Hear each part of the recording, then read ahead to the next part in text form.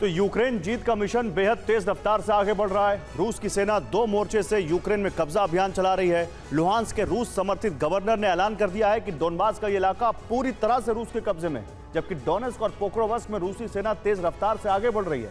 यूक्रेनी फौज कमजोर साबित हो रही है, लेकिन डोनेट्स्क में रूसी हथियार गोदाम को भस्म कर दिया गया। रूस के भीतर भी घातक हमले हुए। रूस के कमांडर और 10 नौसैनिकों की मौत हुई।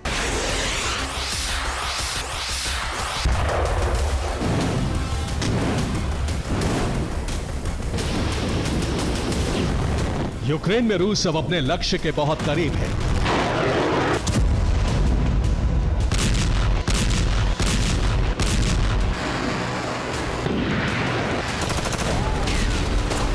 डॉनबास प्लान करीब करीब पूरा हो चुका है और अब अगला निशाना काला सागर के किनारे मौजूद इलाके हैं।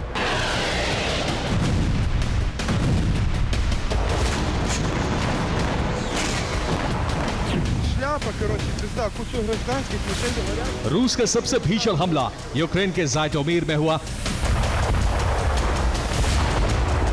यहां एक गैस प्लांट को रूस ने टारगेट बनाया।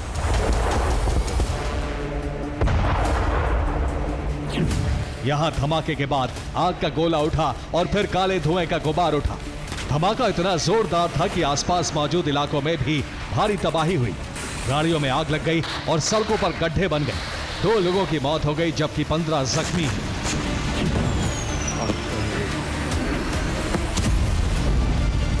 ताबड़तोड़ बमबारी के बीच यूक्रेन मुकाबले की कोशिश में है, लेकिन रूस की ताकत के आगे यूक्रेनी सेना की कोशिशें कामयाब नहीं हो पा रही।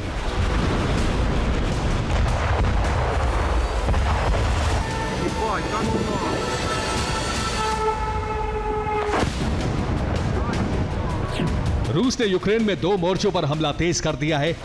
पूर्व में डोनेट्स्क, पोक्रोवस्क में भीषण हमला हुआ है। उत्तर पूर्व में सूमी में यूक्रेनी सेना पर बड़े हमले हो रहे हैं।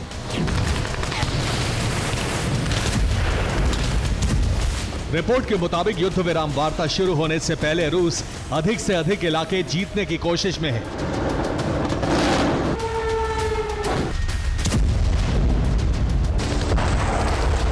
अमेरिका के फैसलों से भी रूस के हौसले बुलंद हैं। ट्रंप ने रूस की कई कंपनी और बैंक से प्रतिबंध हटा लिया है। सीरिया युद्ध से जुड़ी रूसी एजेंसियों से भी बैन हटाया गया है।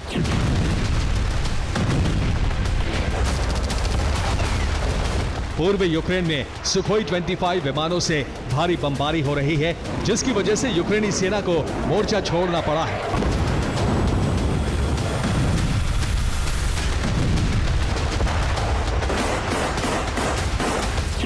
ज़ेपोरिज़िया में रूसी सेना ने एक ब्रिज को तबाह कर दिया।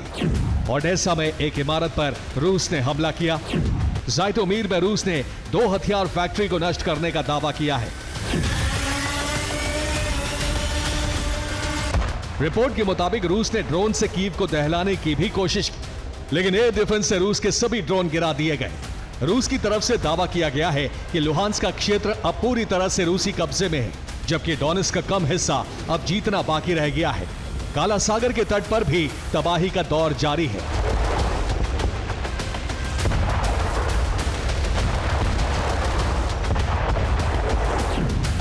ओडेसा में रूस के हमलों के बाद अपार्टमेंट में आग लग गई। यूक्रेनी सेना के मुताबिक ड्रोन से अपार्टमेंट पर हमला किया गया। इसके बाद अपार्टमेंट में फंसे लोगों को निकाला गया। रिपोर्ट के मुताबिक कुछ लोग मामूली रूप से जख्मी हुए हैं। रूस ने यूक्रेन के स्लोवियांस्क में भी हमला किया। यहां एक गोदाम को निशाना बनाया गया।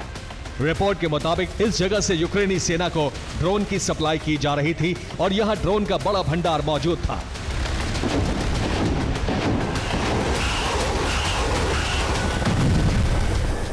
रूस के तेज रफ्तार हमलों का जवाब देने के लिए यूक्रेन अपनी ड्रोन शक्ति का इस्तेमाल कर रहा है।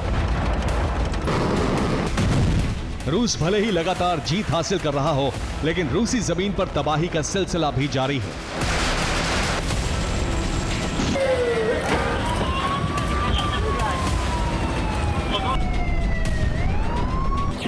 रूस के कुपोल में हथियार फैक्ट्री पर यूक्रेन ने हमला किया। ड्रोन बनाने वाले 4 प्लांट को ड्रोन से निशाना बनाया गया। ड्रोन हमले से 1300 स्क्वायर मीटर के इलाके में आग लग गई। कोपोल में रूस आत्मघाती ड्रोन का प्रोडक्शन कर रहा था। सैटेलाइट इमेज से पता चल रहा है कि यूक्रेन का हमला कामयाब रहा और बिल्डिंग पूरी तरह तबाह हो गई। डोनेट्स्क में भी यूक्रेनी सेना ने पलटवार किया है। यहां रूसी सेना के एक गोदाम को निशाना बनाया गया।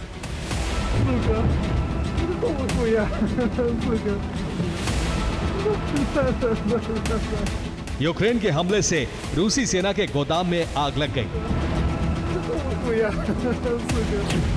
डोनेट्स्क में यूक्रेनी सेना ड्रोन से बड़े धमाके करने में कामयाब हो रही है। इसके अलावा चुन चुनकर हथियार डिपो पर हमले किए जा रहे हैं। रूस में लंबी दूरी के हमले भी जारी हैं। यूक्रेन ने रूस के भीतर 100 किलोमीटर दूर तक हमला किया है। यूक्रेन का सबसे बड़ा हमला रूस के कोरेनोवो में हुआ। यहां यूक्रेन के ड्रोन से कमांड में तबाही मची। हमले में नेवी के डिप्टी कमांडर की मौत हो गई। 10 नेवी स्टाफ की मौत की भी खबर है। मरने वालों में सीनियर अफसर शामिल हैं। रूस में लगातार ड्रोन हमलों की वजह से कई एयरपोर्ट को भी बंद करना पड़ा। रूस के ओरियोल, मिलेरोवो और प्रिनमोर्स्क में लगातार ड्रोन से हमले किए गए। रूस के लिपित्स्क और वोरोनिश में कई ड्रोन हमले हुए। रूस ने यूक्रेन के 69 ड्रोन को गिराने का दावा किया है। कोतोवस्क और लिपित्स्क में ड्रोन से 2 बड़े धमाके भी हुए। इससे पहले क्रीमिया में भी यूक्रेन ने भारी तबाही मचाई थी।